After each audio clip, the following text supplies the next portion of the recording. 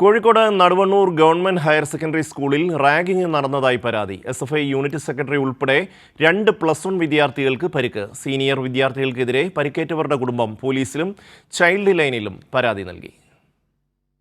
Naduvannur higher secondary school +1 വിദ്യാർത്ഥികളെ senior വിദ്യാർത്ഥികൾ സംഘം ചേർന്ന് മർദ്ദിച്ചത്. 2 പേർക്ക് പരിക്കേറ്റു. കണ്ണിന് പരിക്കേറ്റ SFI യൂണിറ്റ് സെക്രട്ടറി 16-കാരൻ കോഴിക്കോട് മെഡിക്കൽ കോളേജിൽ ചികിത്സ തേടി. ചിരിച്ചതിൽ പ്രതികാരമായി ഇൻസ്റ്റഗ്രാമിൽ ജൂനിയർ വിദ്യാർത്ഥികളുടെ ചിത്രങ്ങളിട്ടു. പേന കയ്യിൽ പിടിച്ച് പാട്ടുപാടാൻ പറഞ്ഞു. പ്രവേശനോത്സവ ദിവസം മുതൽ സീനിയർ വിദ്യാർത്ഥികളുടെ ഭീഷണി ഉണ്ടായിരുന്നതായി പരുക്കേറ്റ കുട്ടിയുടെ അമ്മ പറയുന്നു.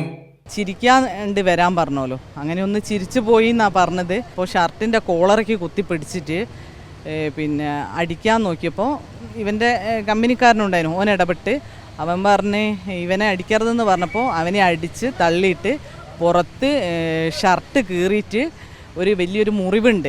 അപ്പോൾ ഇവൻ പിടിച്ച് മാറ്റിയപ്പോൾ ഇവനെ കൈകൊണ്ട് ഇടിച്ചതാണെന്നാണ് പറഞ്ഞത്. കണ്ണിന് നല്ല പരിക്കുണ്ട്. സംഭവത്തിൽ ബാലുശ്ശേരി പോലീസ് സ്റ്റേഷനിൽ സ്കൂൾ പ്രിൻസിപ്പൽ പരാതി നൽകിയിട്ടുണ്ട്.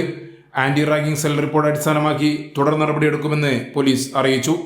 കുട്ടികളെ റാഗിങ്ങിന് വിധേയമാക്കി ക്രൂരമായി വർദ്ധിച്ചവർക്കെതിരെ കർശന നടപടിയെടുക്കണമെന്ന് SFI ബാലുശ്ശേരി ഏരിയ സെക്രട്ടേറിയറ്റ് പ്രസ്താവനയിൽ ആവശ്യപ്പെട്ടു. കൈരളി ന്യൂസ്, കോഴിക്കോട്.